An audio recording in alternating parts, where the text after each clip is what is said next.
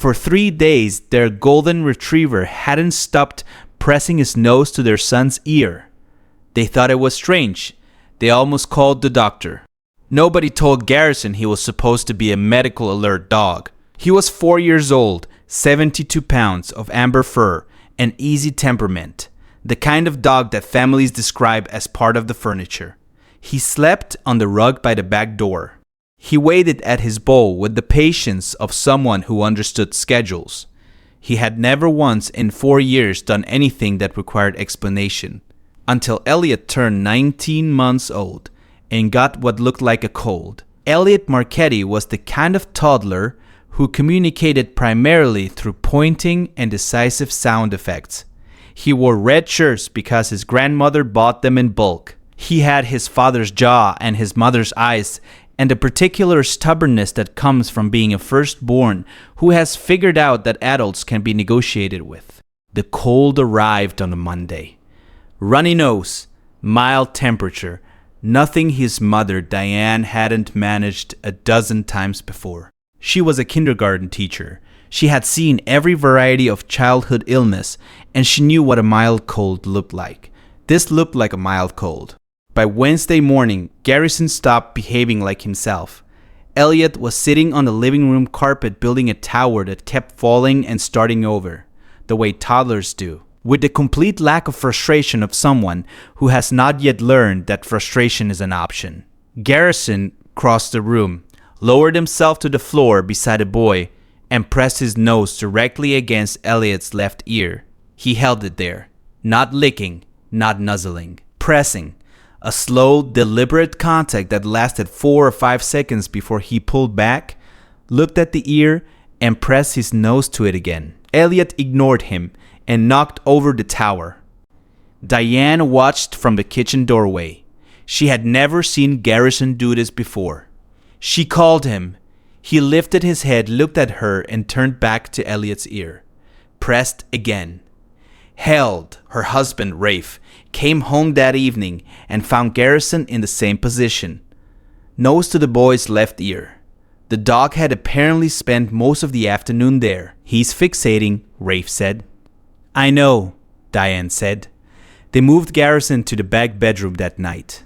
He scratched at the door for 2 hours and then went silent, which was somehow worse. On Thursday morning, Elliot woke crying, a higher pitch than normal. He kept tilting his head to the left. He pressed his palm flat against his ear in the way toddlers do when something inside hurts in a place they cannot name or reach. Diane knew that gesture. Every kindergarten teacher knows that gesture. She got into the pediatrician by 9:30. If you stay for stories about what animals sense before we do, you're in the right place. Subscribe so you don't miss the next one. Dr. Rina Pillai, 14 years in family medicine, used the otoscope for less than 6 seconds. She looked up and said the words Diane would think about for a long time afterward. He has a significant infection in his left middle ear. The eardrum is close to rupture. If this had gone another 24 hours untreated, we would be looking at a possible perforation and some degree of permanent hearing loss in that ear. Diane sat in the plastic chair beside the exam table and processed that sentence for a moment. She thought about Garrison's nose pressed to Elliot's left ear. Not his right, his left. The exact ear. 3 days of the same behavior, the same ear, the same deliberate focused pressure. He had been telling them the location. He had been showing them where it was. Has your dog ever done something that made no sense until it was the only thing that made sense? Tell us in the comments. These stories deserve to be heard. Dr. Pillai was not surprised. She said she had heard variations of this story more times than people would expect.